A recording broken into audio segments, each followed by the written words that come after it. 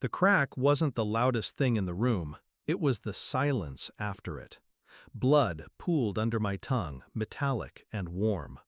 My father's knuckles still hovered in the air, his eyes unblinking, like he was proud of the symmetry he'd created, me on the floor, a tooth rolling across the tiles. My mother's laugh was sharp, brittle. Parasites like you should learn to obey. And then he added it, his line, the one that would be their undoing.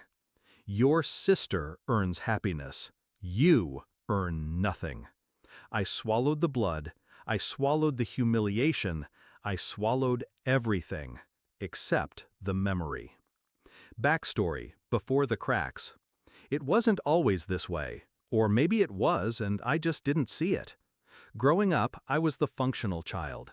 I fixed things, paid bills, kept the lights on. My sister, she was their princess. She got gifts for breathing. I got lectures for existing. I told myself it didn't matter, that some parents love in different languages, that one day they'd see me. When I got my first job, I thought it was my moment. I'd pay my own rent, buy my own food, finally own my life. But every payday, they found a way to make me feel like my money wasn't mine. My sister needed a new phone. My sister deserved a vacation. My sister shouldn't stress about work. I told myself it was temporary, until the day I said no. Discovery, the breaking point. It was a Tuesday. My paycheck had barely hit my account when my mother called. Her voice was sugar, but her words were a knife. Your sister's short on rent. You'll cover it. No, I said, just one syllable. But it was enough to crack the glass facade we'd all been living behind. By evening, they were in my apartment. There was no discussion, just orders. When I stood my ground, he hit me hard. I think I laughed, quiet, through the blood. Because in that moment, the truth crystallized. They didn't want me to be family. They wanted me to be a resource. And I was done being harvested. Shift in mindset, the plan. I didn't scream, didn't threaten. I cleaned the blood off my face and told them they were right. I owe you everything. They left smiling, and that's how I knew I could win. Because the easiest person to destroy is the one who thinks they've already beaten you. I didn't quit my job. I worked more. I stayed quiet. Meanwhile, I opened a separate account in another bank, one they didn't know existed. I stopped paying for anything they could track. My bills, my rent, my purchases, everything went off the radar. I also started collecting, not money, evidence. Every text demanding money, every voicemail mocking me, every joke about me being worthless. I even recorded that day, the hit, the laughter, the line about me earning nothing. Execution, step by step. Step 1 was legal. I spoke to a lawyer about financial abuse and assault. Turns out blood and a missing tooth make a compelling case, especially with audio proof. Step 2 was strategic.